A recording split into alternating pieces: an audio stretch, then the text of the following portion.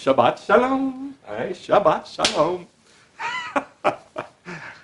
Well, we are 2 weeks into the counting of the Omer, and we are studying basically two different trajectories at once. We're doing the gifts, or matanot. That's what matanot means, gifts.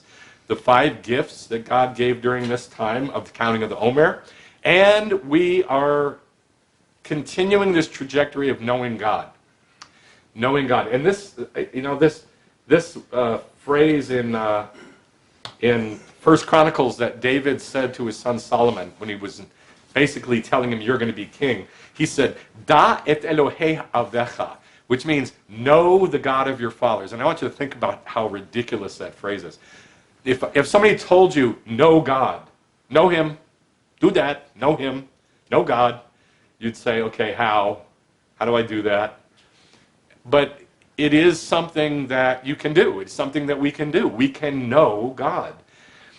And it's something that takes time, grows over time. But David didn't say something stupid to his son Solomon. He said the most important grain of every concept that God ever gave us. It's that it's up to us to know him. So we can be told, like not a command, but an instruction, know the God of your fathers. Now, if you're a Christian, it's not the God of your fathers. It's the God of my fathers and the God of the Jewish people's fathers. But you get to know that God too. So I'm going to say to you, know the God of my fathers. If you're a Christian, if you're a Gentile believer. Messianic Jews, know the God of your fathers. Know the God of our fathers. So, we are going to talk about the counting of the Omer. Remember, there are 5 gifts. This week, we're going to do the first one, and we're doing these in order. The first one is the Evangelist. So, Leviticus 23, when it's talking about the counting of the Omer, linked with Ephesians 4 when it's talking about the 5 gifts. So we're going to look at both of those passages. These are the 2 basic passages. Number 1 is you shall also count to you from the day after the Shabbat, from the day when you brought in the sheaf of the wave offering, there shall be 7 perfect Shabbatot. You shall count 50 days to the day after the 7th Sabbath. So there are 7 full or complete or perfect weeks that are counted from the first day after the Shabbat of Hag HaMatzah. Not the Shabbaton of Hag HaMatzah, the Shabbat, the weekly Sabbath of Hag HaMatzah week, or what people call Passover. And then the second verse, Ephesians 4:11 through 13, to each of us grace or gift was given according to the measure of Messiah's gift or grace. And remember, they're interchangeable terms in Greek, charis. And there's 3 different words for gift in Greek in this passage. But in Hebrew, it's much simpler. It's just a gift is a matan, matanot in plural. So to each of us, gift or grace was given according to the measure of Messiah's gift or grace. Therefore, he gave gifts to men that he might fill all things. Now, this is a key word because we're talking about the filling of the measure or the counting of the Omer. These are the 2 titles for this 7-week time period that we're in. Remember, this is the 2nd week of the counting of the Omer. Today is, I believe, the 15th day of the counting of the Omer. Therefore, he gave gifts to men that he might fill all things, or fill the measure, and he gave some apostles, some prophets, some evangelists, some pastors, and teachers to the building up of the body of Messiah, to a tamim man, a perfect man. Just the same word that would be used in Leviticus 23 for the perfect 7 weeks. They are tamim, perfect. And here it's using the same word until it's built up, filled up to a tamim Adam, an Adam Tam, a perfect man, to the measure of the fullness of Messiah. And if we flip those 2 words around, filling the measure, fullness, measure of the fullness, filling of the measure. If we flip those two. So these are all keywords sprinkled throughout this passage that link it immediately to the counting of the Omer or filling of the measure, same time period. And the two main passages or main concepts that are contained in the Leviticus 23 passage are these two Hebrew phrases in the passage that tell us what this time frame is about for us. Number one, usfartem lachem, which means you shall count to you. Lachem being plural you. Same word that's used, I believe it's 11 or 12 or 13 times in Leviticus 11 when it talks about the, quote, kosher laws or the, quote, unclean animals, which there is no such thing. It's just what is food and what is not food. And it says this animal or that animal shall be unclean lachem, to you, plural. Usfatem lachem, and you shall count to you. The rabbi said that this means one should apply the counting of the Omer to oneself. It's a personal act. So during these 7 weeks, something is supposed to happen, or more than one thing is supposed to happen to us, so that during these 7 weeks, we are the Omer that is filled up. But it takes processes of pain to get the grain into flour and then perfect the flour and make it what it's supposed to be to fill that measure.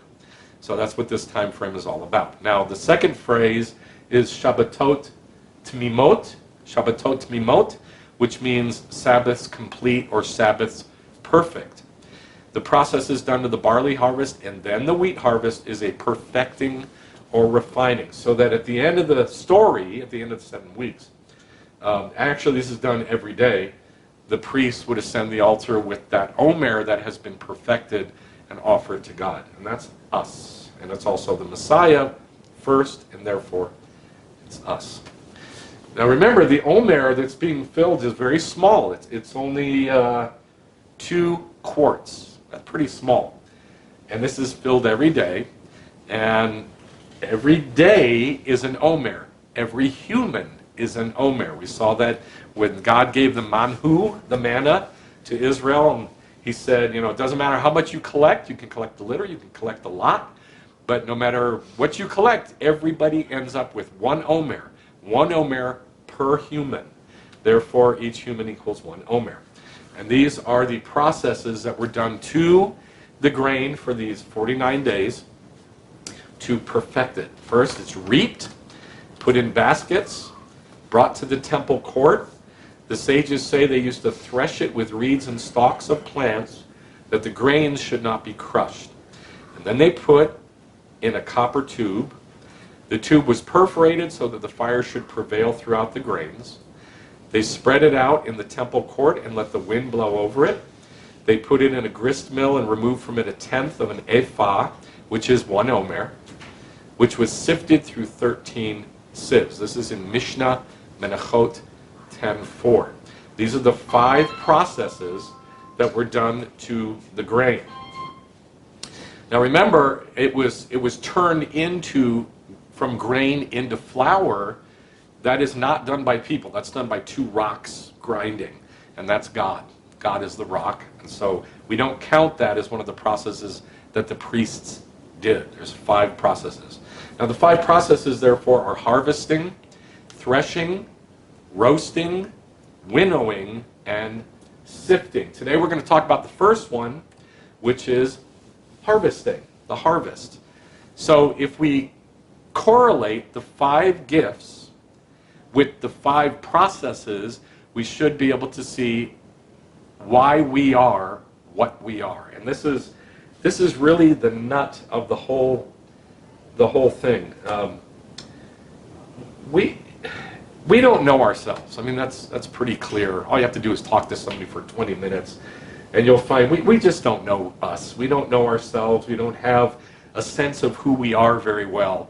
Once in a while we catch glimpses. Once in a while we get some amazing revelation about who we are and what we're supposed to do and all that sort of thing. But for the most part, we really don't know who we are very well. It's very mysterious. And so how are we supposed to know who somebody else is? I mean, it's hard enough just to know who we are. And then we're supposed to know who everybody else is, and we'll talk about that some more. But God gave these processes and gave these gifts so that we can know ourselves. And a big part of knowing the God of our fathers, Da et Elohei Avecha, know the God of your fathers. A big part of that is knowing us. You know, how do we fit in? Like what is God to us? What are we to God? What are we to each other? What am I supposed to do on this planet? Why am I here? And these, they're not categories. These are not categories to place people in.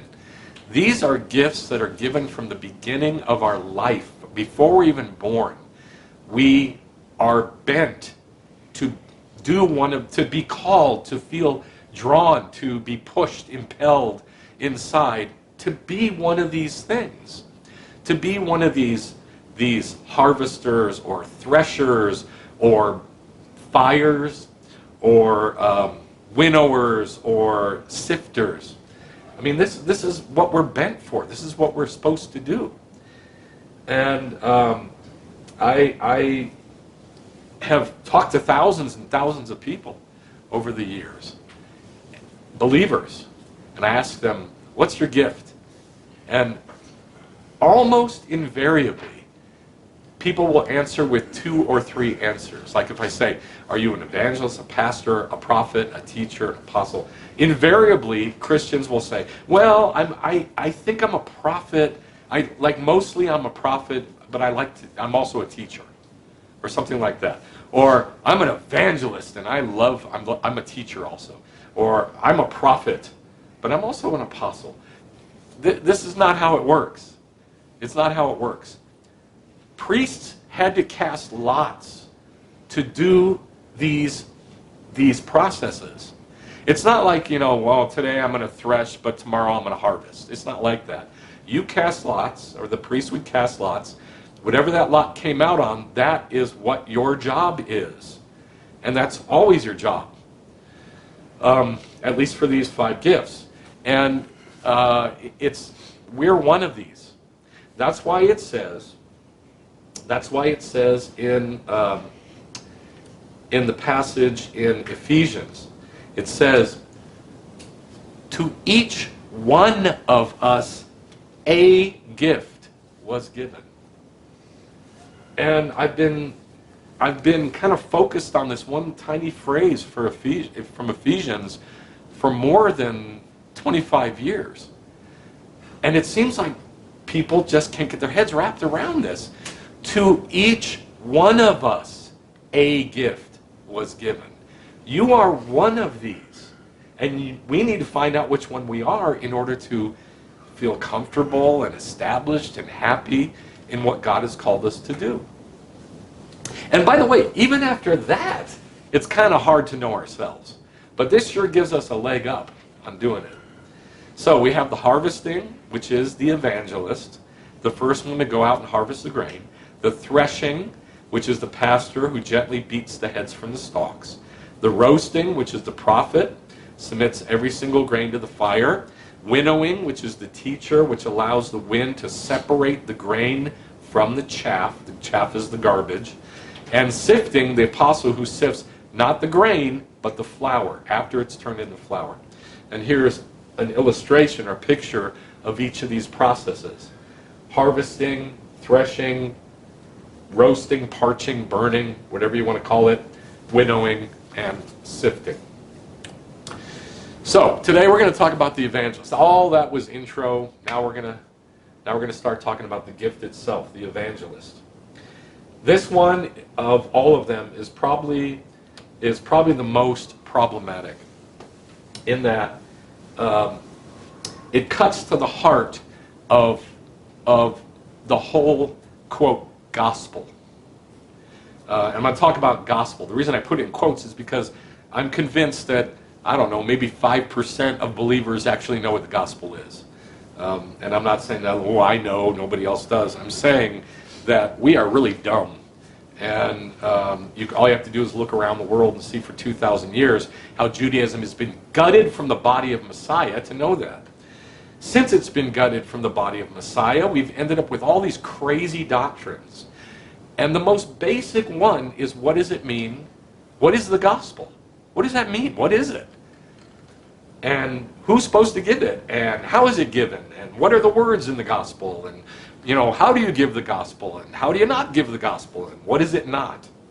Well, we're going to talk about that because it's the most basic concept of going from not being a believer to being a believer. All right, so when the harvesters, the priests, went out into the Beitoni.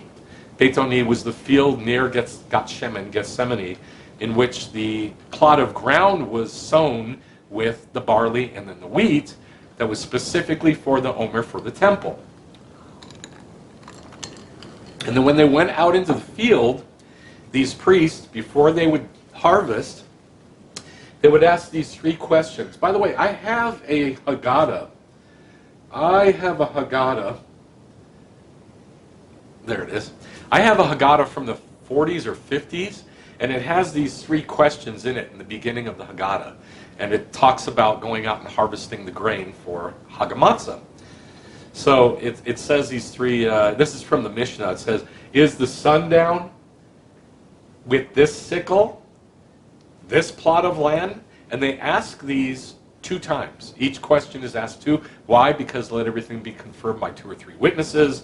And all the bystanders around, he says, is the sun down? And they say, yes. Is the sun down? Yes. With this sickle in my hands? Yes. So, why? Why is this important? Why did God set this up? Why? This wasn't invented by clever Jews. God gave us this. And these are the 3 things that cut to the heart of how and who to harvest. For the evangelist to be a proper evangelist, they have to basically answer these 3 questions or ask these 3 questions of God. First one is the sun down? In other words, has the new day started? Is it the right time? Is it the proper time? So is it the proper time to gather people? Now, in my opinion, and in the opinion of tens of thousands of Messianic Jews, it is the time, we even sing songs, that it is a time to favor Zion. We believe it's the time to harvest the Jews now.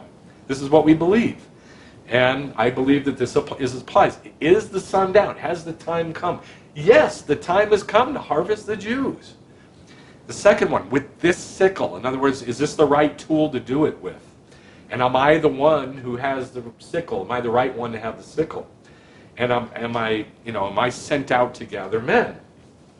This is important. I know a lot of evangelists, and they're like a machine gun. Just shooting everywhere, anywhere. Why? Because they want to reach people so bad.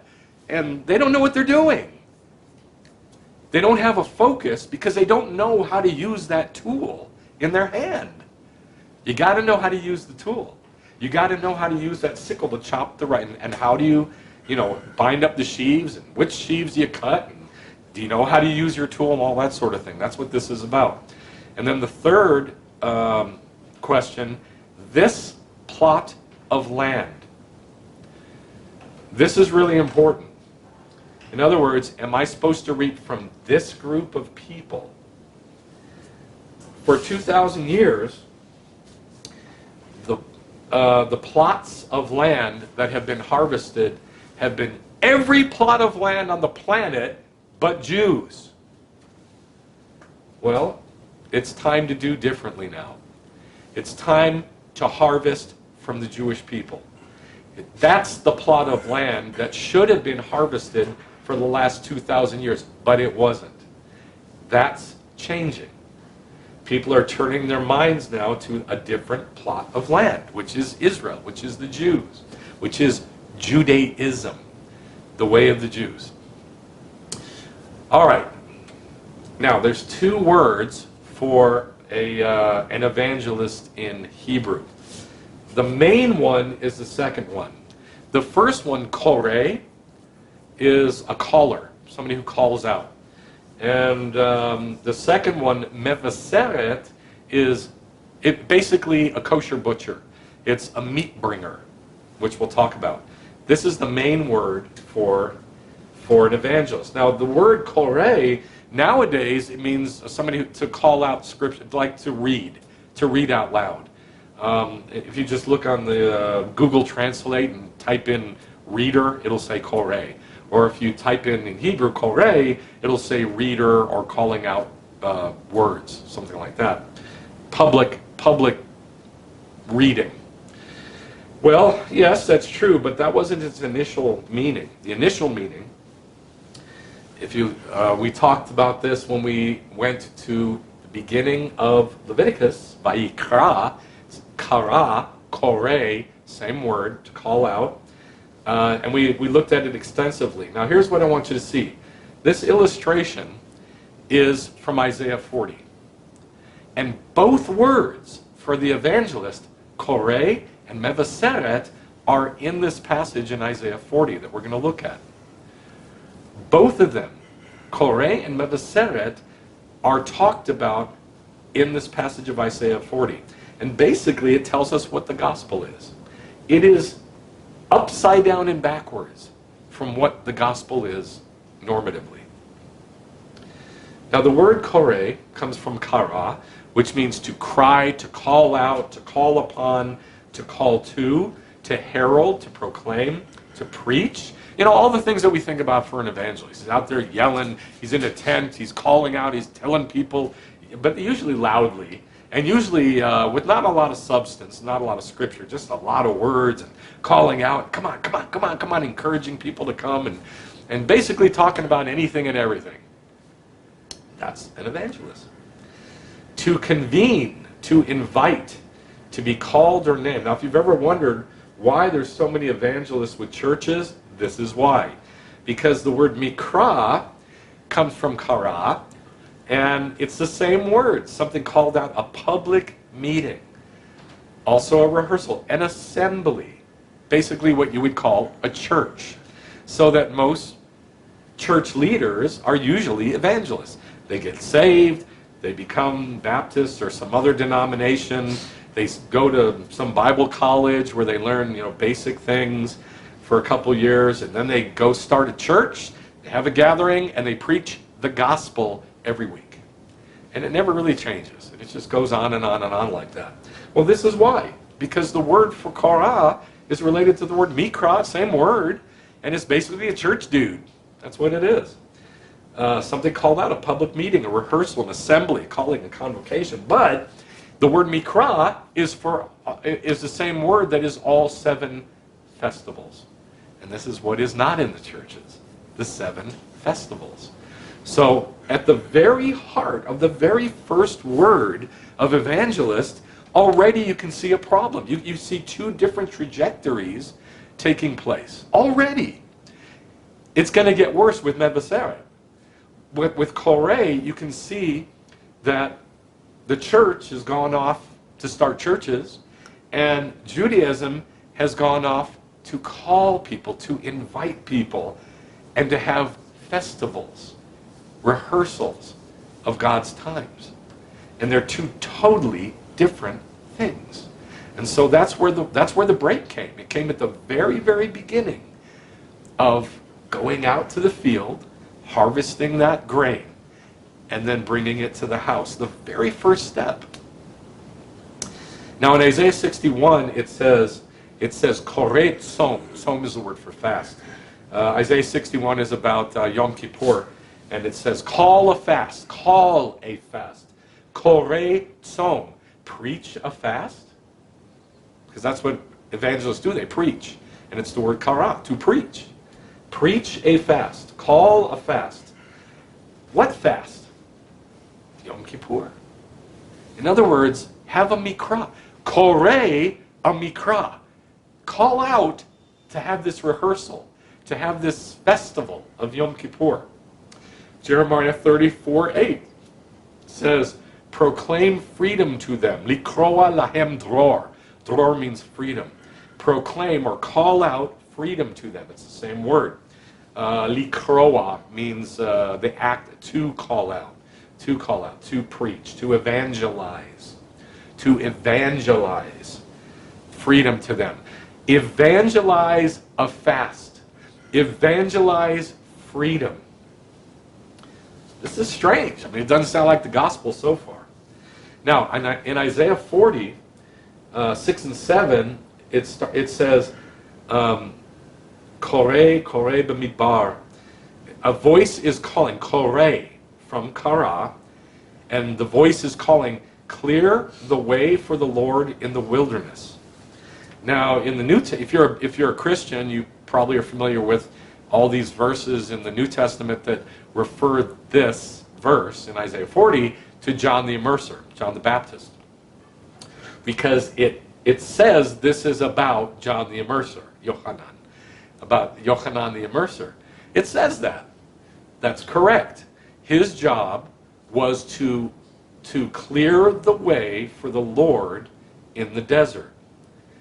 The voice that's doing that calls out. Call out. That's the same word, kara. Then he answered, what shall I call out? What shall I kara? What shall I preach? And here's the message.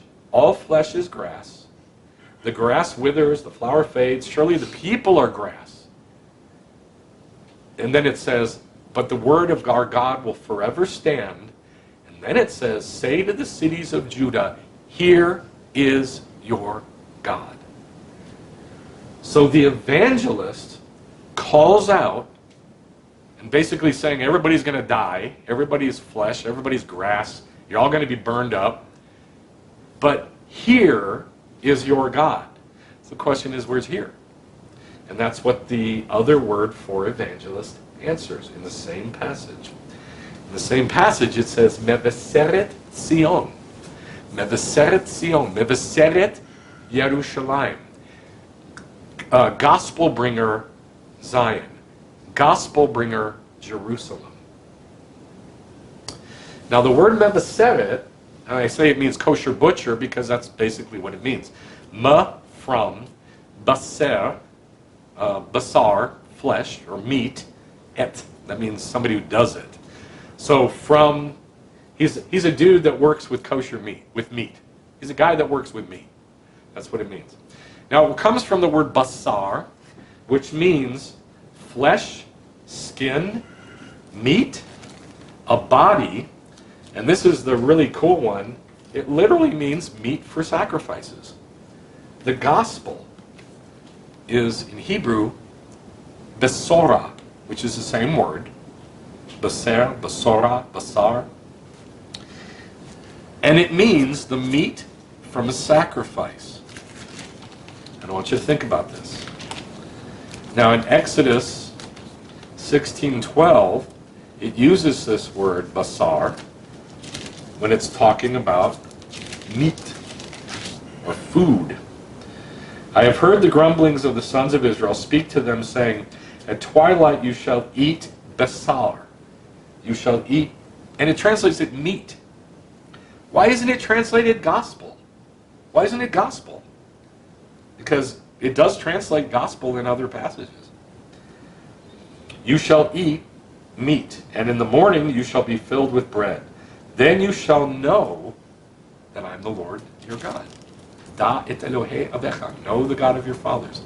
When you eat the meat, when you eat the gospel, you can know the God of your fathers. And this is repeated many, many, many times in the scriptures. That's why I'm saying it. In Leviticus chapter 7, when it's talking about the sacrifices. By the way, this is only a couple passages. There's many of them. But in Leviticus 7, talking about which sacrifices? This is talking about the guilt offering and the burnt offering and the peace offering. 7:19. Also, the flesh that touches anything unclean shall not be eaten. It shall be burned with fire. In other words, if you have a chunk of basar, a chunk of meat from a sacrifice that you've made, and then it touches something unclean, you can't offer that. It's supposed to be burned up. If any basar from the sacrifices of his peace offerings should ever be eaten on the third day, he offers it shall not be accepted. So it calls the meat from the sacrifice basar. It calls the meat from the sacrifices basar. Numbers 11, also talking about the sacrifices. 4 and 13. The rabble who were among them had greedy desires. Oh, this is not talking about the sacrifices. The rabble who were among them had greedy desires, and also the sons of Israel wept again and said, "Who will give us basar to eat? Who will give us meat to eat? Who will give us a sacrifice to eat?" Verse 13. "Where am I to get meat to give to all this people? For they will weep before me, saying, 'Give us meat to eat.'" All right. So the word for sacrifice, from the meat of the sacrifices, is basar. This can change your life, especially if you're a Christian. I've told the story before that I was in a mega church here in El Paso. It was the biggest church in El Paso. And the pastor got up after a long time of asking for money, a long time, about 40 minutes of asking for money. And he said, "All right, beloved, what did we learn last week?" And the whole congregation, several thousand people, all said together, "Christianity is better than Judaism."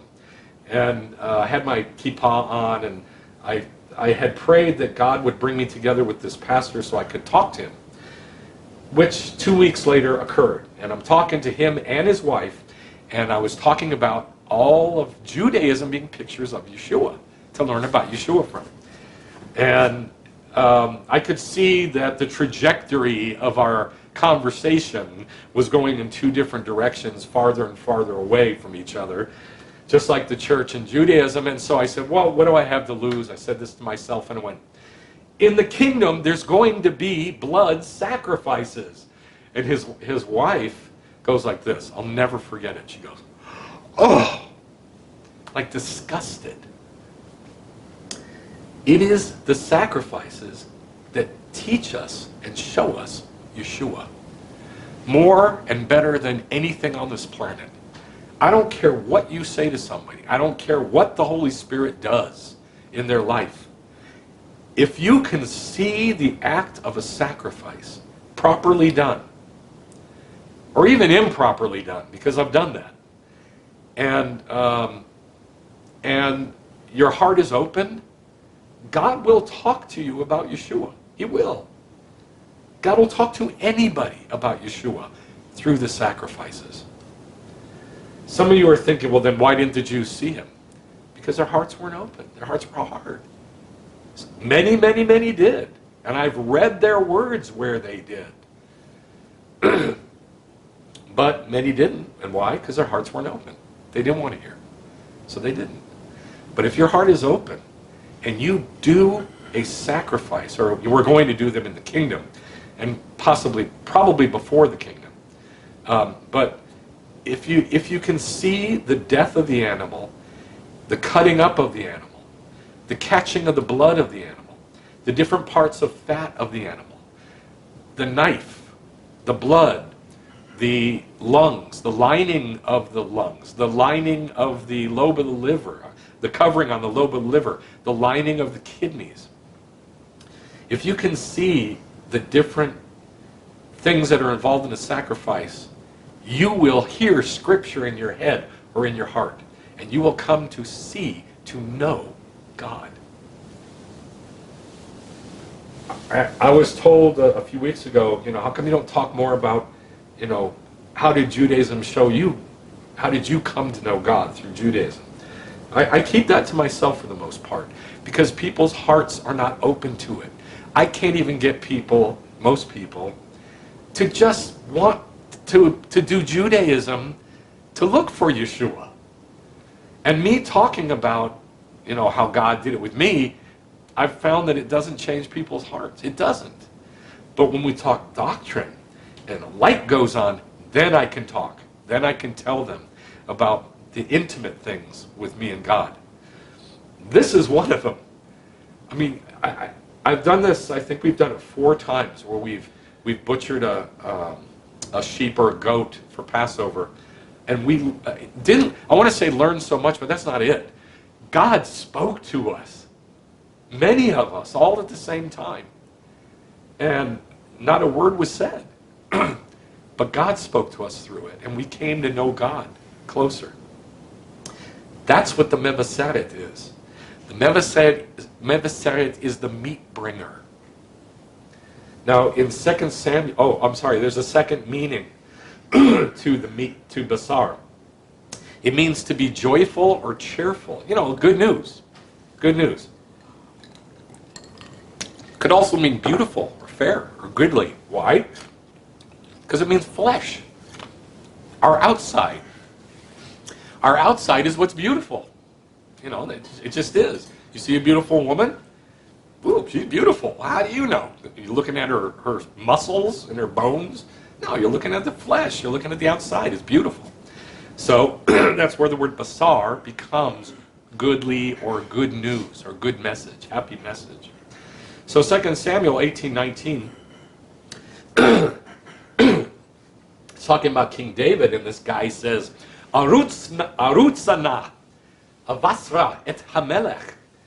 Arutzana, please, let me run. Avasra. Vasra is the word basar, flesh. Et hamelech, to the king. So he's saying, let me bring meat to the king? Let me bring some flesh to the king? Yeah, he's the meat bringer. And so it's translated, let me announce good news to the king. But it doesn't say that in Hebrew. It just says, let me bring some meat to the king. It's basara. It's the gospel, the good news.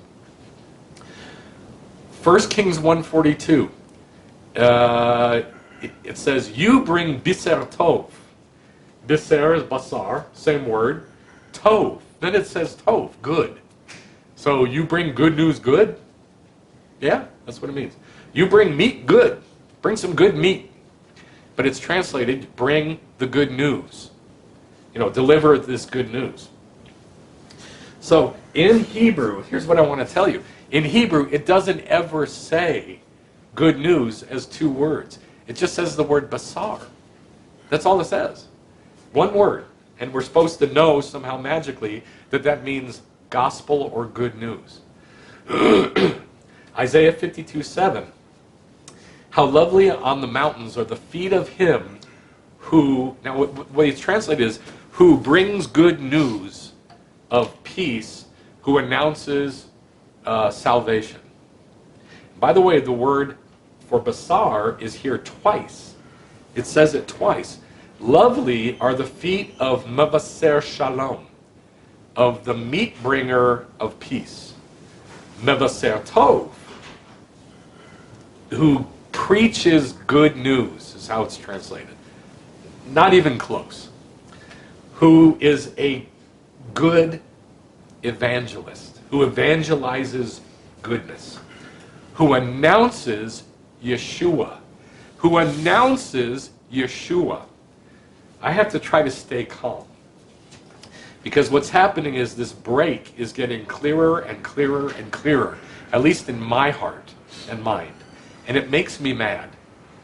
So I have to try to stay calm, because for 2,000 years my people have been lied to and told that there's a guy by the name of Jesus Christ, which is the stupidest thing that a human being can say. His name was Jesus, or Yeshua in Hebrew. Christ means Messiah. And my people have been told that he's got long hair, which breaks the Torah in several different ways. And he is mild and meek. And he was totally Hellenized, at least in the way he's portrayed. And this is the gospel. This is the good news, the happy message. You can follow a Hellenized Greek girly boy, a girly man. You can follow him and you can be just like him. And you can have peace in your heart just like he. And you go to heaven by following him, by believing in him. This is nothing but a lie. But it's so true. All of it is true. It has a grain of truth. But it's all been twisted and added to and changed and driven like a wedge farther and farther and farther from the truth of Judaism. But if you do Judaism and you learn from Judaism, you will see who that guy really is, who that Jewish dude really is. You'll find out. That's the good news. Who was he really? What did he do really? Who was he as the Word became flesh? What does that mean, the Word became flesh? That the Torah became a human being. The Torah became a human being. Not some, happy little Gnostic, peaceful, ethereal craziness. That's the gospel. The word mevaseret makes it puts the rubber to the road. Mevaseret.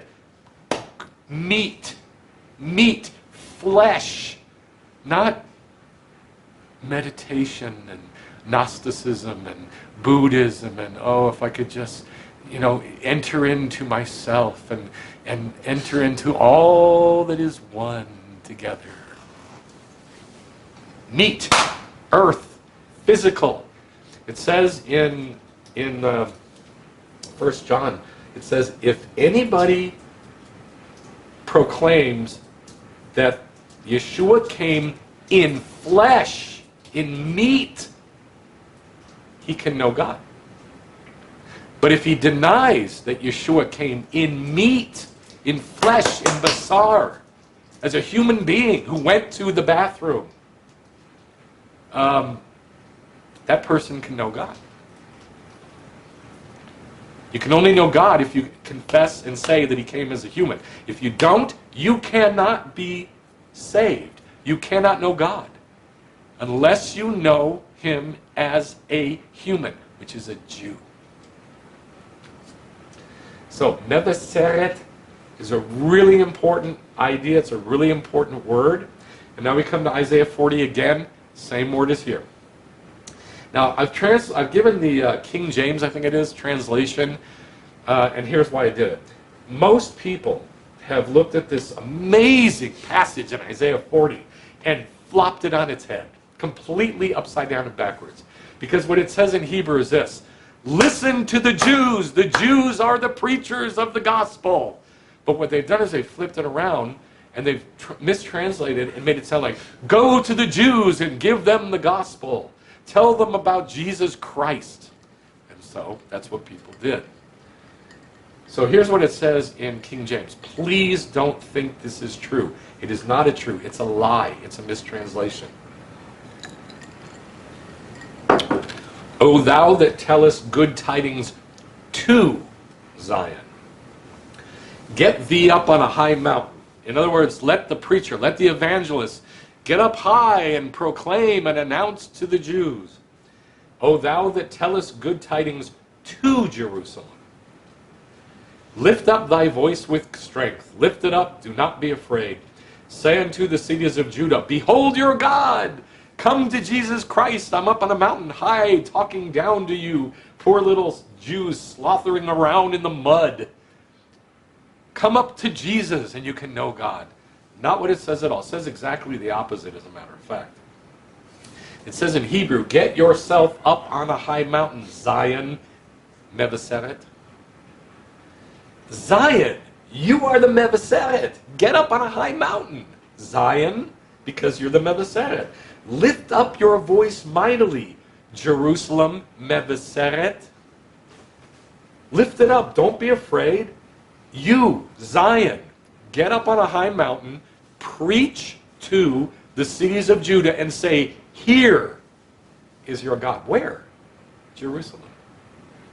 It's not somebody up on a, some Christian up on a high place preaching down to the poor Jews, that need to know salvation and saying, come up to meet us and you can know God. It's saying, Zion, get up on a high mountain and scream to the world, here is your God. This is one of the most important passages and concepts that God ever gave me.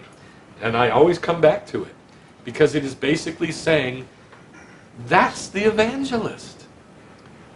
Jerusalem lifted up on a mountain is the evangelist.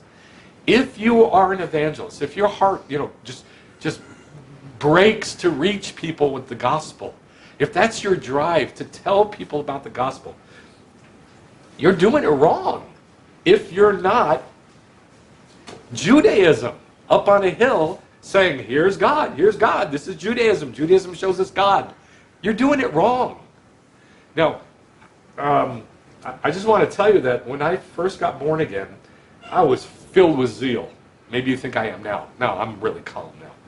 But back then, I was a nut cat. I was a nut bag. I was just out of my mind because I had salvation and I wanted everybody to know I am not an evangelist, not in any stretch of the imagination. But I was with a friend of mine. We were in a little Messianic fellowship. And I said, hey, let's go out and tell people about Yeshua. Let's just go have some fun. So we walked up and down one of the big streets in the Northeast. And I led 12 people to the Lord that night. Just people on the street. And I was 18 or 19. I was 19. And I just walked up and down the street and I talked to people and passages just came to me and came to me and came to me. And I was talking to their heart, and 12 people, a dozen people I led to the Lord. But when I didn't say, do you want to accept the Lord Jesus Christ into your heart? I never said that. I said, do you want to be born again and have life come into your spirit and make your dead spirit alive? Even from the very beginning, I knew that was wrong to say, do you want to accept the Lord Jesus Christ into your heart to be your Lord and Savior? I knew that was wrong. I knew one thing. I knew that I was dead, my spirit was dead, and Yeshua came into me and made my spirit alive. That's what I knew. And so that's what I said, and it happened for people.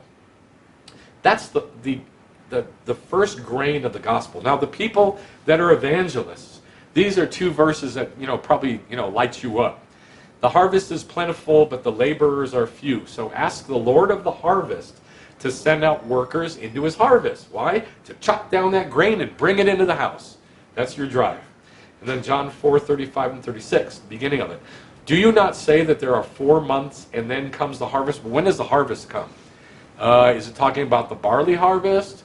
Is it talking about the winter harvest? Which one is it talking about? Is it talking about the fruit harvest? Well, let's just assume that it's talking about the barley harvest that starts in Nisan, at Passover. So 4 months before that, remember Nisan is month number 1, so if we back up 4, what is that? 9, 10, 11, that's the 8th month, which is Cheshvan, which is when the rains come, and there's nothing in the fields. And he says, look, there are 4 months, and then comes the harvest. Look, I say to you, lift up your eyes and look on the fields. There's nothing there. They're barren. Cheshvan means dirt clods, because there's nothing in the fields. 10, 11, 12. I'm going to check my math. That is correct. Look on the fields, because they're white for harvest. That's weird. He who reaps is receiving wages and is gathering fruit for eternal life. Now, I'm not going to tell you what white for harvest means, and I'm not going to break this passage down. You know why? Because that's not what we're talking about. What we're talking about is that this drives you. If this drives you, it's like, I got to get out there. I got to lead people to the Lord. I got to bring people to the Messiah. Well, then you better do it right. You better learn what it means to be an evangelist. Now, here's why this is important. If you're not an evangelist, you need to know this. Here's why. In Luke, Yeshua said, it's recorded that Yeshua said, if you receive a prophet in the name or authority of a prophet, you will receive a prophet's reward. In other words, if you accept somebody in their gift, you will receive what that gift can give you. If you receive a good man in the name of a good man, in the authority of a good man, you'll receive a good man's reward, what a good man can give you. And it works like that with all the gifts. If you receive an evangelist in the authority or name of an evangelist, you'll receive an evangelist's reward. And if you think that all they're good for is going out in the field, see you later, bye-bye, I don't have to worry about you anymore, you're wrong. We all were given these gifts. Why? To fill up the measure. That means to build the body. I keep going like this. I shouldn't do that. I should go like this. It's a very small little thing. To fill the measure so that we all get from each other, from everybody. Everybody, even evangelists. Even if you're born again, even if you've been a believer for 40 years and you're a prophet, you need to receive an evangelist as an evangelist. So I've given 6 points here, which are things that we need to think about with the evangelist. These are basically the 6 things. I mean, I've looked at this from every angle for 25 years or so. And these are 6 things that must be dealt with. The very first one is this 2 trajectories. Jesus Christ or Yeshua the Messiah. They are 2 completely different people. Now, I don't know if you can see all these Bibles behind me. I got a lot of Bibles. And every version says Jesus Christ. Or Jesus, I'm sorry, the TLV says Yeshua, the Messiah, which is great. Jesus Christ is not a name. We are down to pre-kinder when I talk about this. And yet, wise, intelligent, knowledgeable human beings keep saying Jesus Christ as if it's a name. This is insanity. We don't say, I mean, it's like, I can't even compare it to anything that makes sense. I don't want to go there. What I want to say is this. Normal, intelligent, wise people, because it's written in a Bible, Jesus Christ, in red, you think that's true. It's not. It's a lie. Jesus is Yeshua. It's just a name. There were lots and lots of Jews named Yeshua. Thousands of them. But Christ is not name. It's not a name. It means the anointed, the Messiah. So if you are unintelligent enough to say Jesus Christ the Messiah, you've just said Jesus the Messiah, the Messiah. You're not thinking. You got to think about this. This is pre-kinder. You should have known this when you met him, but you didn't. So God only knows what you're calling him, probably Jesus Christ. But this is a problem. If you're going to know God, you got to know God as he is, as he says, as he shows himself. Evangelists carry a message to a lost and dying world. You've heard this 1,000 times. But what are they carrying? What is the good news? What is the happy message? What did Yeshua preach? Did he say, you must believe in me as your Lord and Savior? Did he ever say that? Did he go anywhere and say, Israel, you must believe in me as your Lord and Savior? It says he went everywhere preaching the Basar of the kingdom, the Malchut, the kingdom, the Messianic kingdom, the day of the Lord. So, why don't we do that? Why don't, every time we talk about Yeshua, why don't we immediately talk about the day of the Lord? But no, Christians say, if you know Jesus, you're going to go to heaven. The Bible doesn't say that. The Bible says you'll go in the resurrection to the day of the Lord, to the kingdom. That's what it says. The gospel has been changed. The gospel has split. The real gospel, going to the Jews, coming from the Jews, talking about Judaism, that's the gospel, has split from Hellenism, which has created a God-man that will take you to a God home in the sky that's like Rome. Evangelists need to learn what the gospel is. And by the way, the gospel is a long story. The gospel starts with Genesis And it does not end in Revelation. It ends with the New Jerusalem. It starts in Genesis, at the beginning when God first started teaching about the seed, and it went all through Judaism, and it took Judaism with it. So Judaism is the gospel. You've got to see the gospel in Jewish context. And so it took Judaism with it. Then Yeshua came as the Torah made flesh, fulfilled it, was resurrected, gave people the ability to have their dead spirits made alive, and to walk and continue with Judaism until the kingdom. And so when you teach the, quote, gospel, it needs to include the kingdom. Now the second thing is, the evangelists are driven out into the field. Well, what's the field? When I say driven, I mean like impelled from the inside to go out of the field. The field is the world. In Matthew 13:38, maybe this is not a big deal to you, but it's a big deal to me. The field is the world.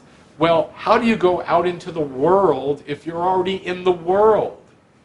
It's not talking about Gentiles going and preaching to Gentiles. It's talking about Zion going out into the world. Zion, Jerusalem, lifted up, preaching to those who aren't there, who aren't Jews, who aren't in the kingdom, who don't know what's going on. Come on, come into Judaism. Come know your God, know my God. Come learn about God. The field is the world. There's no such thing as missionaries. That's a myth. It's a way to make money and to spread the same. It's hard to say this without being mean. To spread the same message that's been spread for 2,000 years, which is a different trajectory from the real gospel. It just perpetuates the same myth, the same mythology. If you're going to go out to people, you have to go out with the Basara, with Judaism, to show Yeshua, to teach the gospel. So, once you go out from Judaism and teach Judaism, the evangelists invite people, but invite to what? Now, when I got born again in a small Messianic congregation here in El Paso, and it was a Messianic congregation.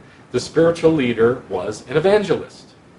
He was not a rabbi. He was half Jewish, but he wasn't raised Jewish, and he went to a Christian Bible college. So, it was very new for him. Anything Jewish was really revelatory and new and strange. And so he would give little bits what he was learning. But the guy was an evangelist. This guy could talk about nothing, absolutely nothing of consequence, and people would get saved. People would get born again. It was like magic. I mean, he would just, and he was so happy about it and so carefree about it. It was awesome to watch him. He was an evangelist. I am not an evangelist, so I was bored most of the time, because evangelists, they kind of skitter across the surface. All they're doing is going out and chopping down wheat. That's all they're doing. There's nothing more to it than that. And so evangelists, for the most part, are pretty, they're pretty on the surface. They're pretty shallow. There's not a whole lot of verses. And you know this because when you watch them on TV, they go to 5, 6, 7 verses if on a good day, on a good Sunday. But for the most part, it's 2 or 3 verses. And they can talk and talk and talk, and people respond. And here's why.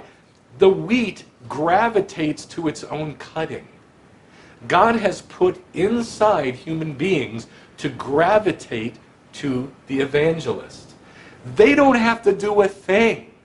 And it happens. You wonder why there's like billboards and flashy miracles and things like that. This is why. Because they don't need a lot of scripture. They don't have to know a lot of scripture.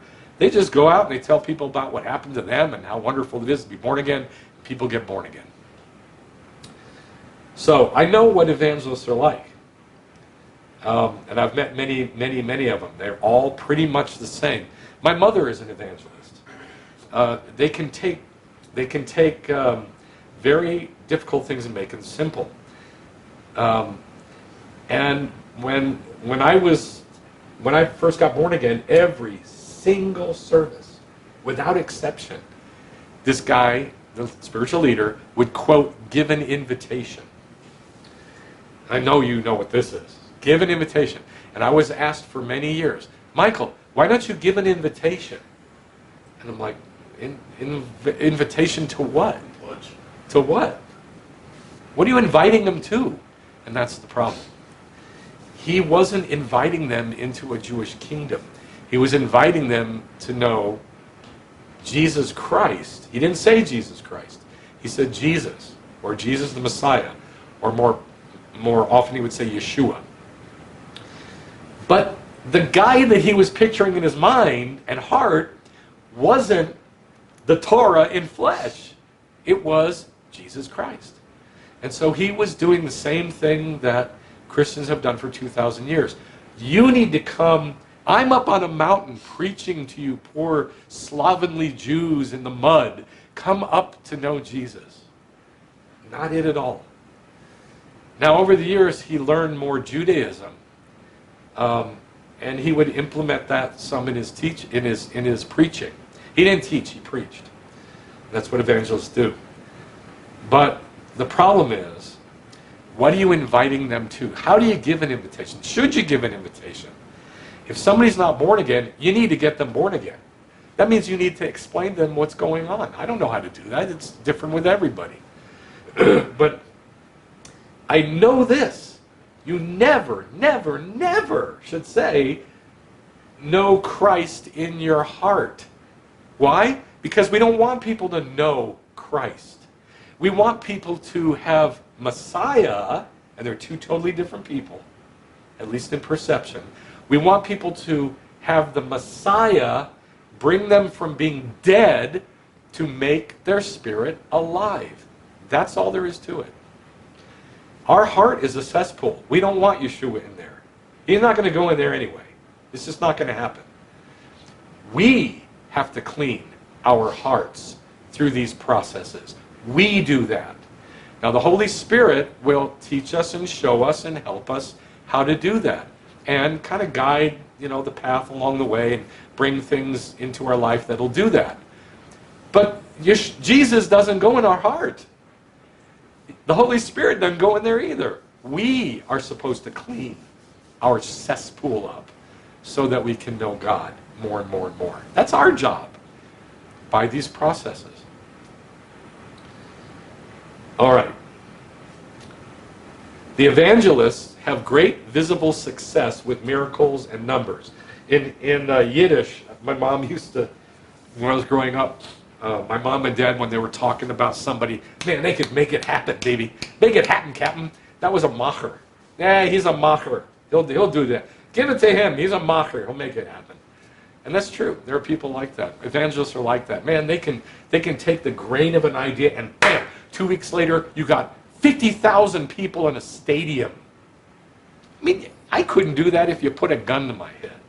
I'm not a macher. I'm not an evangelist.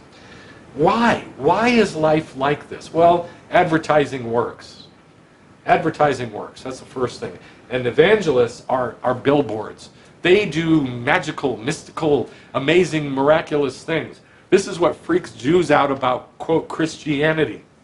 Like, they'll see on TV some guys slap some dude on the head, he falls down on the ground, and he comes up and he can see. Whereas before he was blind. Things like that. Why does God allow this craziness? Because it's craziness. You go to a service and you fall down on the ground? That's crazy. That's not Jewish. Well, why does God allow it? God allows it because He's nice. That's all there is to it. God's really nice. He allows all kinds of crazy stuff. Doesn't make it right, but it looks like it works because you got money coming in, and that money means he's successful, and if somebody's successful, that means God's blessing them, and here's the problem.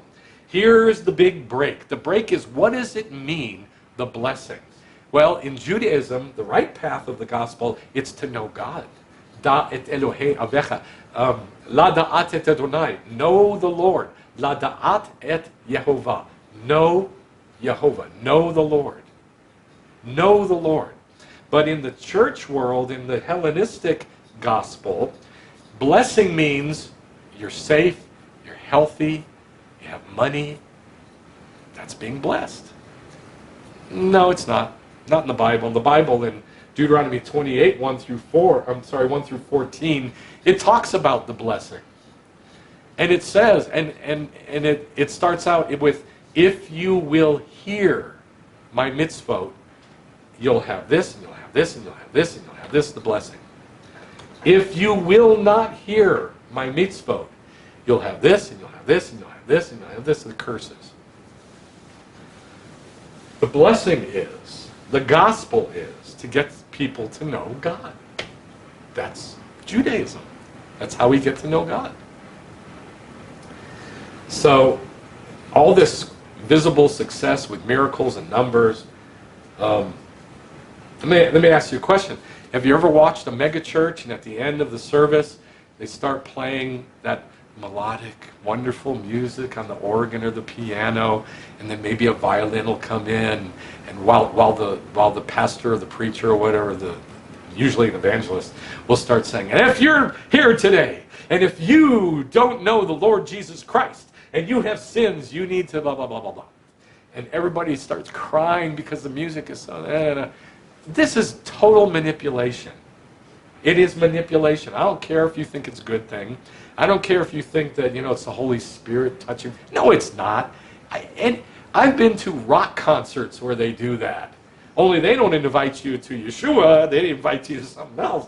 And it works. It works like a charm, baby. It works fantastic. Because advertising works. And we can manipulate people with music and words and things like that. It works. Doesn't mean God's blessing it.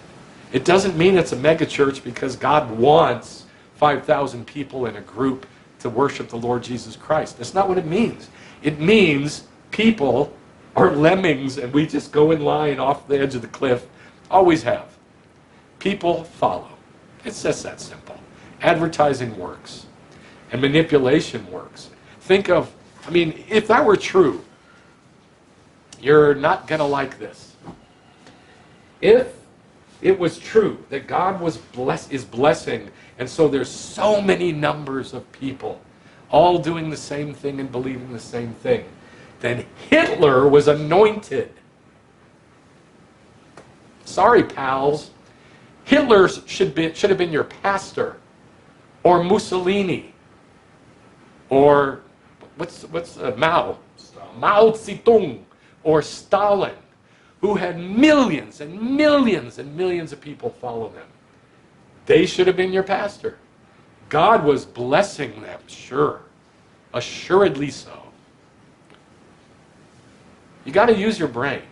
You can't shut it off to understand the Bible, or to understand God, or to come to know God. You got to use your seichel. You got to use your mind. So, you don't want to be a macher. Evangelists, therefore, have to beware of becoming a salesman like Hitler or Mussolini or Mao Zedong. These are salesmen. And they have to be careful of not being a man-pleaser instead of a servant. Here's why. I've gotten in trouble for this for almost 40 years.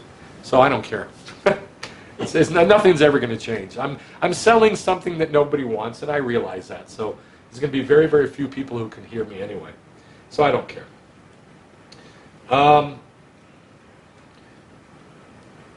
If you see that you offend someone, and they don't like what you're saying, we tend to change our words so that they will say like what we're saying. They will like it. That's being a man-pleaser. Prophets and evangelists are the worst at this. Prophets, it doesn't matter what they do, they're gonna burn us up. They're the fire. So they can tone the fire down, still fire. Fire is fire. But an evangelist, in order to reach people, in order to make the advertising work, you have to change and manipulate and massage the words and be camera friendly so that people will understand and will hear and will follow and will believe.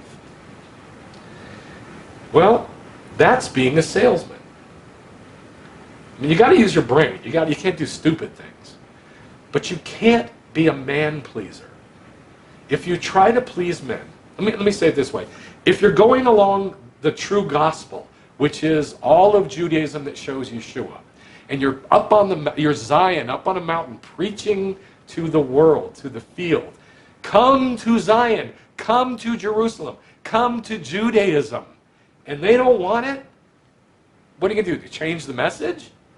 But if you're in the field, talking to the field about a field Messiah, Christ, and we're all the same anyway, and we're all Christ followers, and you're trying to talk to them, you might say something they don't like, so you'll change the words. What does it matter? What does it matter? It's moot anyway, because you're going the wrong direction. But if you're following the gospel, the true story, message that God gave, there's no need to worry about, if people are listening or hearing or whatever. It doesn't matter, because the gospel is the gospel. That meat is the meat. You can't change the sacrifice. The sacrifice is done the way God said to do it. It's just that simple. So you do the sacrifice. That's all. Somebody shows up and they don't like Alexander the Great showed up in the temple and says, what are you doing? You can't do that. Stop that. You're going to do it this way. And they did it. They listened. The priests stopped doing Judaism, allowed Alexander the Great into the temple, and they changed the services while he was there. They changed the sacrifices while he was there because it offended him. Now, in Zechariah, the very last part of Zechariah 14:21, it says, in that day, in that day, in that day, in the day of the Lord, day of the Lord, day of the Lord, day of the Lord, over and over. And at the very end it says, and in that day there shall no longer be a Canaanite in the house of the Lord. Now the Canaanite there, a Canaanite is a merchant. It means merchant. Somebody who knows how to buy, a macher. Somebody who knows how to buy and sell.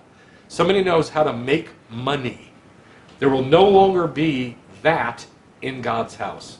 That is what is in God's house apart from everything else. That's all there is in God's house, except for the tiny little bit of Judaism that's coming into God's house.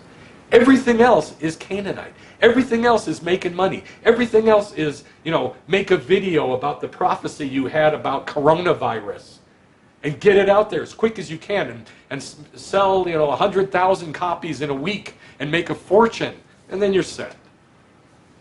That's all that's in God's house. Print up some more prayer books. I mean, not prayer books. What do you call them? The music books, hymnals. Print up some more hymnals. Print up some more Baptist cards of the 4 steps of how to accept the Lord Jesus Christ as your Lord and Savior. Keep doing it. Keep making money. Keep producing. But don't change what you're believing so that other people can get to know God. Because in that day, there's not going to be any of it. There's not going to be any choirs, no churches, no steeples, no baptistries or whatever they're called, where people get baptized. There's not going to be any hymnals.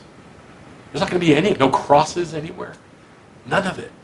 It's just going to be God's house the way He set it up with Judaism. Y no más. Nothing else. The evangelist can have a hard time with the prophet, the seer, and the apostle. Now, at the end of the next, I'm going to do all 5 gifts. At the end of each one of these gifts, I'm going to talk about this point, that it's every one of the gifts have a hard time with one of the other gifts or 2 of the other gifts. It's just that way, because we're different.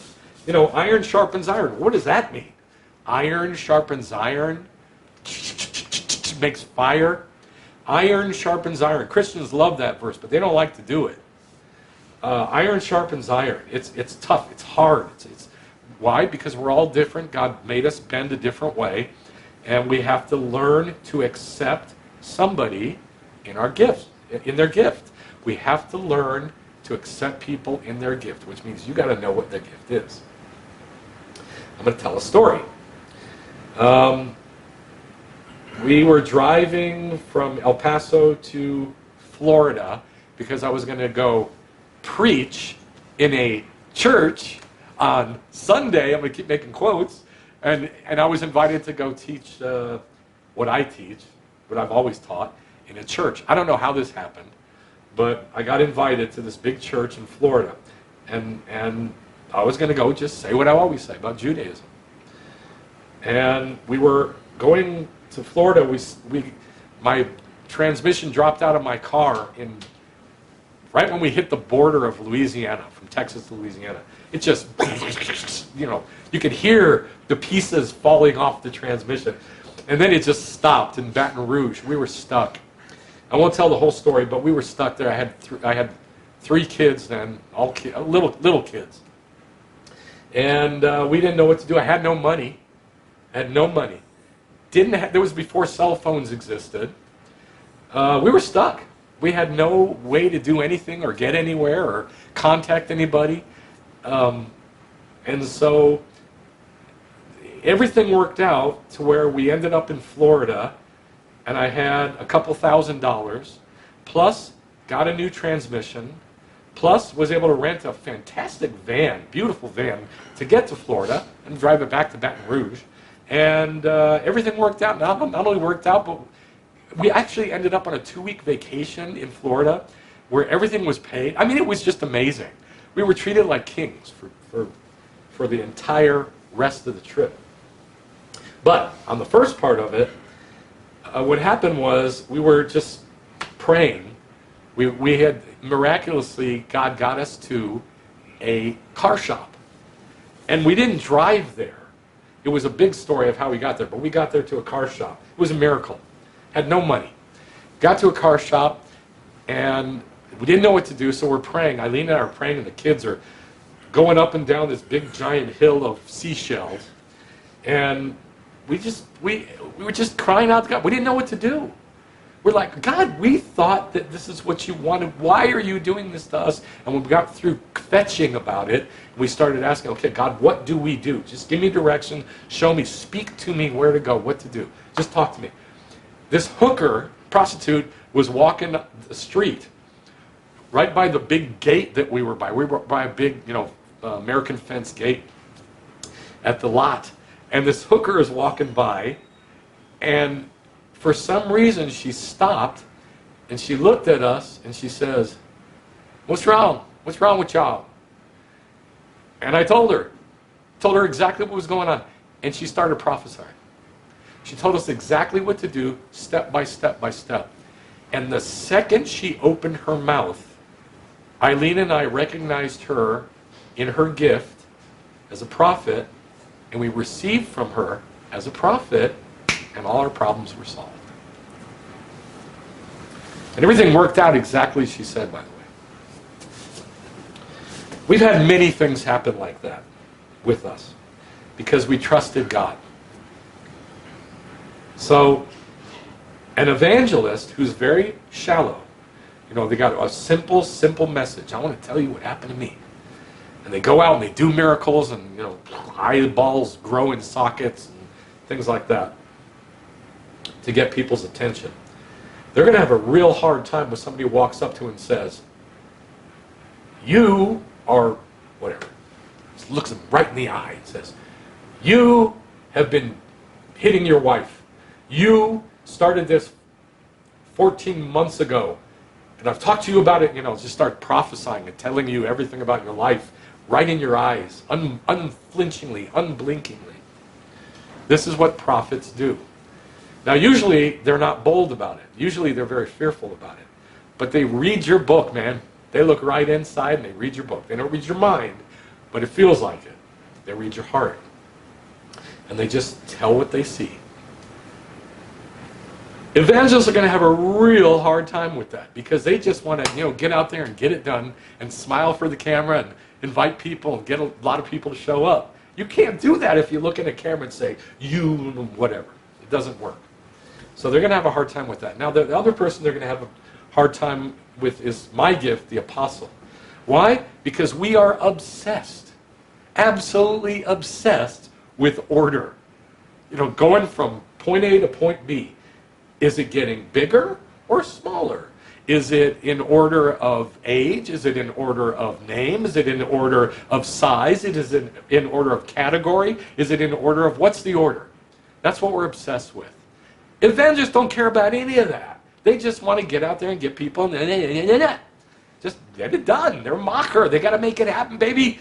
Well, the apostle says, wait. That's out of order.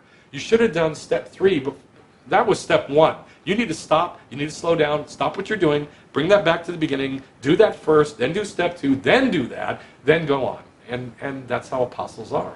They can see the end from the beginning, different from a prophet who sees the end from the beginning because they just look into the future. Apostles don't know about the future. Apostles know the order. There were 13 sieves with the apostle, sifting that grain. Gets tighter and tighter and tighter. That's order. It goes from big hole to smaller, smaller, smaller, smaller, smaller, smaller, until it's so small that nothing can get through. That's the apostle. So the evangelists are going to have a hard time with that order.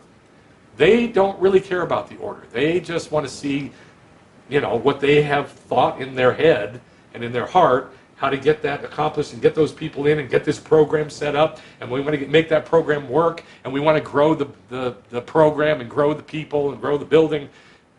They don't know how to do that step by step.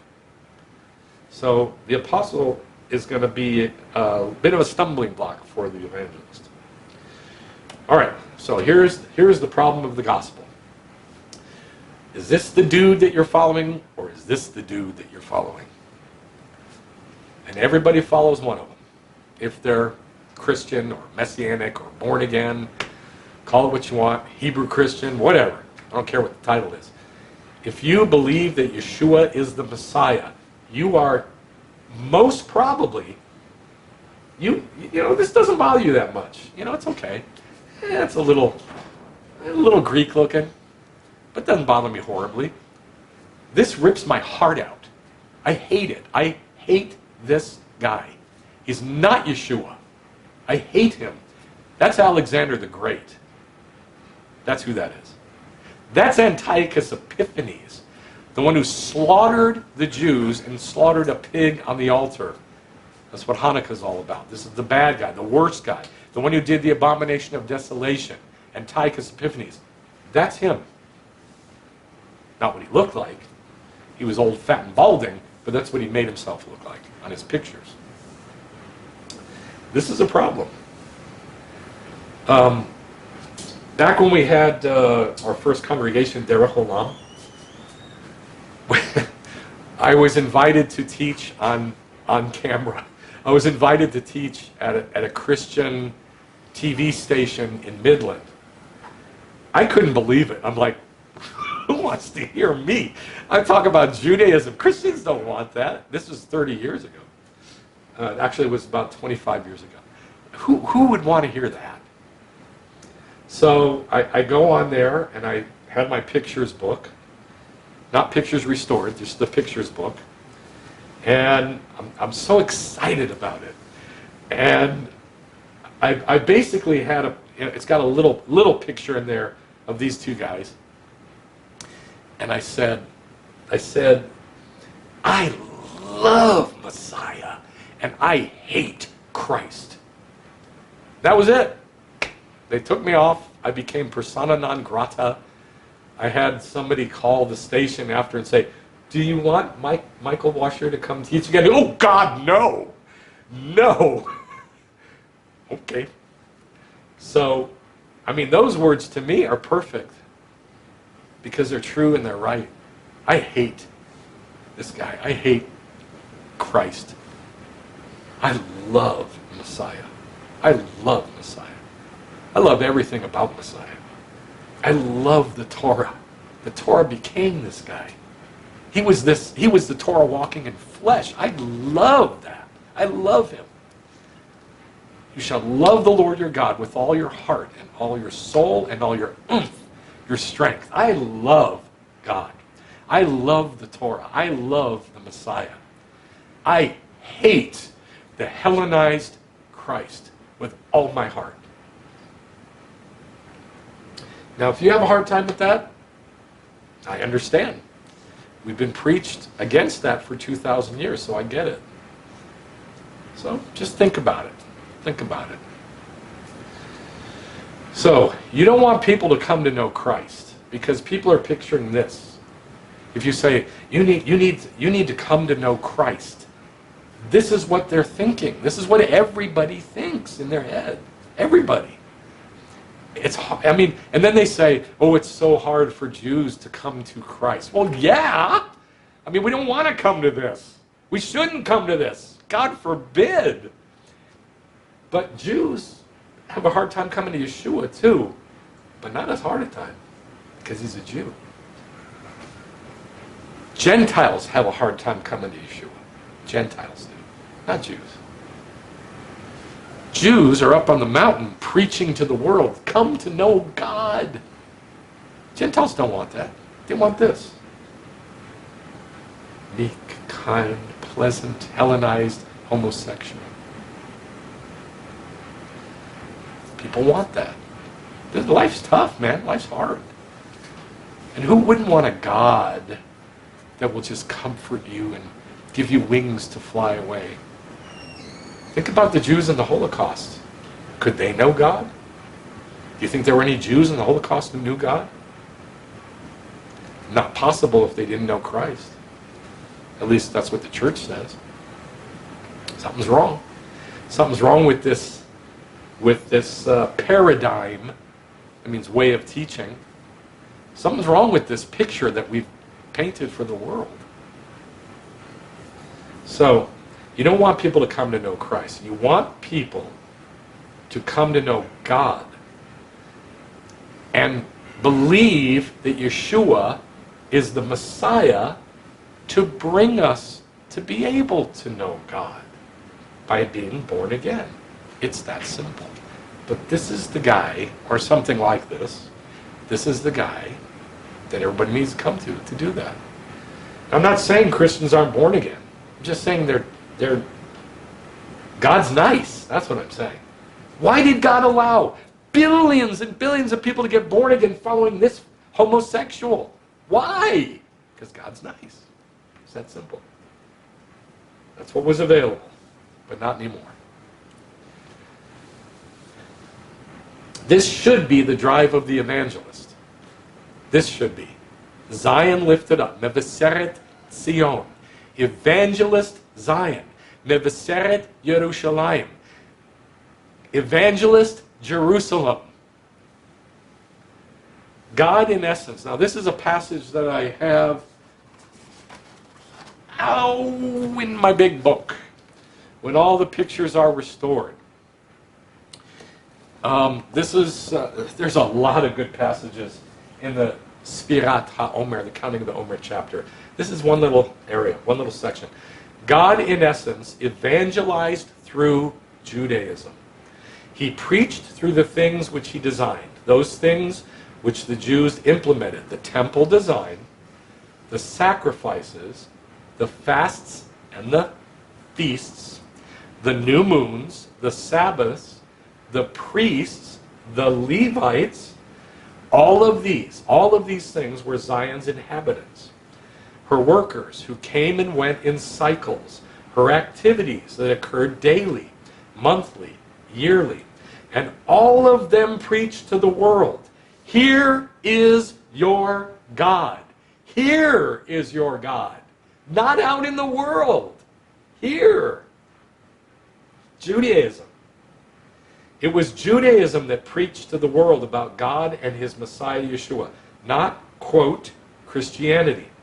All the pictures were given to the Jews, and it is those pictures that preach and call out to the world God's amazing story of love for his children. Now, how are you going to sugarcoat that? This is the problem. How do you get that message across to Christians who are going in a completely different trajectory? You're not. You're not. It's not going to happen.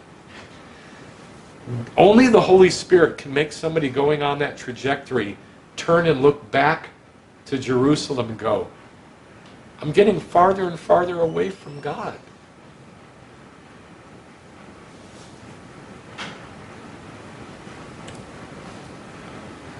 Mevaseret, meat bringer, is the gospel bringer, is the evangelist.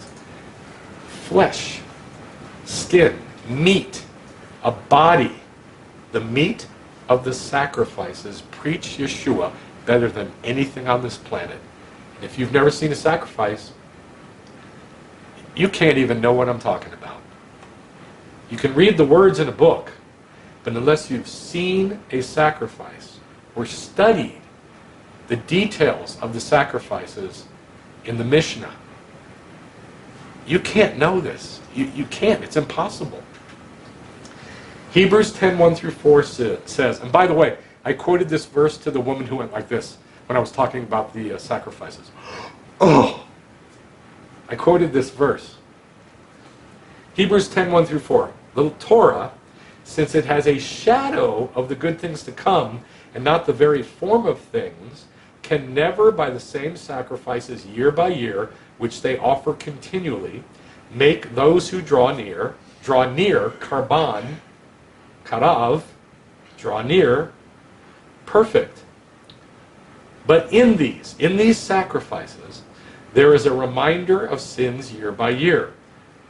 For it is impossible for the blood of bulls and goats to take away sins. I have read this for 40 years to Christians, and I always say, then why did God say to do it? And they always say the same thing. It's a shadow. It's a mere shadow until Christ came. It doesn't say that. The question is in the answer. The answer is in the question. I say, then why did God give bulls and goats to take away, give bulls and goats as sacrifice? If it never took anybody's sins away, why do it? The answer is in the question. It's a shadow. It's not a mere shadow, it's a shadow. In other words, a picture. Year by year, month by month, day by day. It teaches, it preaches, and it always will. That's why it was given. It wasn't given to take anybody's sins away. That's ridiculous. It was given to teach us about Yeshua, to show us the details of Yeshua, to show us the details of how to come to know God and what that means. There's a Jerusalem above and a Jerusalem below. The Jerusalem below pictures the Jerusalem above, heaven. If you don't know the Jerusalem below, which is Judaism, you don't know the Jerusalem above. You're going off in a wrong trajectory. You got to look back to that mountain and go, I'm getting farther and farther away from God. He's over there. I don't know what that is. I'm afraid of that. I don't know what happens there. I've never been taught that. I don't know what it is. But I'm getting farther and farther away from it. So go back and get to know it. You're invited. That's what the evangelist is supposed to do. There are two evangelists in the Bible. Only two that are listed. Philip, not the Philip who was a disciple of Yeshua, apostle. This is a Philip that was one of the 7 guys that was chosen to stop the fighting with the Hellenizers who had come early in the book of Acts. These Hellenistic believers had come in and started gobbling up all the food. And so these 7 good guys, one of them was named Stephen, he was stoned. Another one is Philip. They were set up to give order to the congregation and to stop the Hellenism. Well, Philip was one of them. He's an evangelist. That was his job. It says, and Philip the evangelist, etc. Now in 2 Timothy, Paul is talking to his buddy Timothy, and he says, do the work of an evangelist. Why? Because he was an evangelist. That's what Timothy was. Why would Paul tell him to do the work of an evangelist? Why? Because he needs to know what his gift is and he needs to know how to do it. Just like all of us need to know how to do our gift. Now the evangelist, I mean, think about how ridiculous what I'm saying is. That I have to write songs, I have to start a congregation, I have to come up with prayers, and I have to do all this ridiculous stuff because nobody's ever written a song about how Judaism is the real evangelist. Think about that. But it's in the Bible. So I've written songs about everything in what I teach. This is, I think, one of 4 songs I've written about the mountain of Zion being lifted up as an evangelist.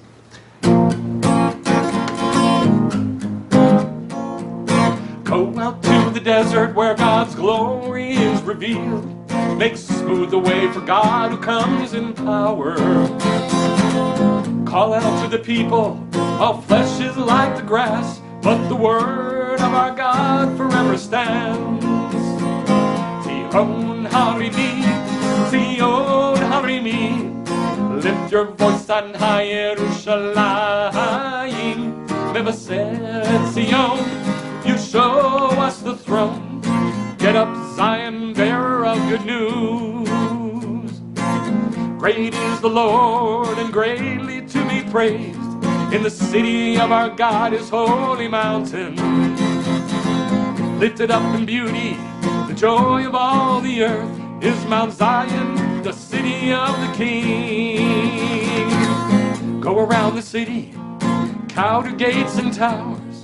Consider all her walls and all her houses. Teach the generations, Zion shows our God, high above the city of the King. A city on a hill cannot be hid. A lamp upon a stand is seen when lit. The throne of God is Zion, above in the heavens. Your spirit will light a fire within. Come send your spirit, light a fire within. Tzion harini, Tzion harini, lift your voice on high Yerushalayim. Mevaseret Tzion, you show us the throne. Get up, Zion, bearer of good news. The throne of God who is coming soon. Get up, Zion, bearer of good news.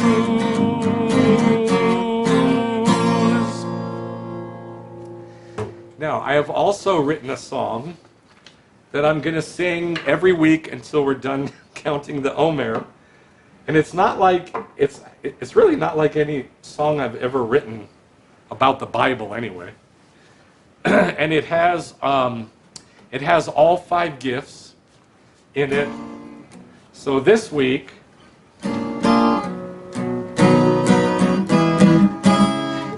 I'm only going to do the verse about the evangelist, and each week I'll add another verse per gift.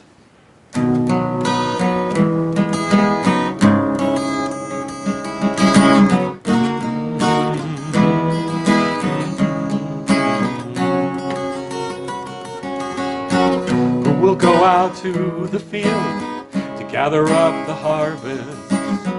Grain so white and waiting into my house arise. Get up high upon a mountain, Zion mevaseret.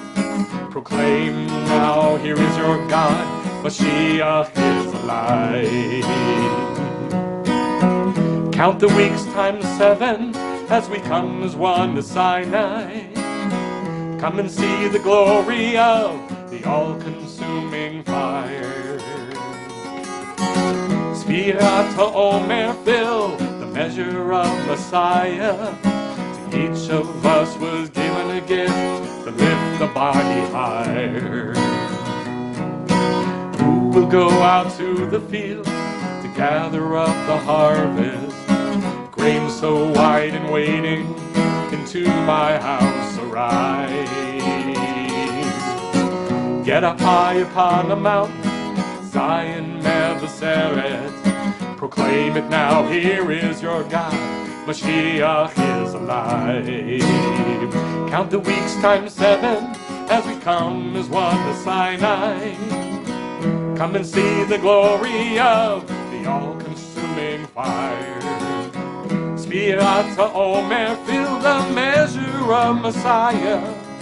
To each of us was given a gift to lift the body higher. To each of us was given a gift to lift the body higher.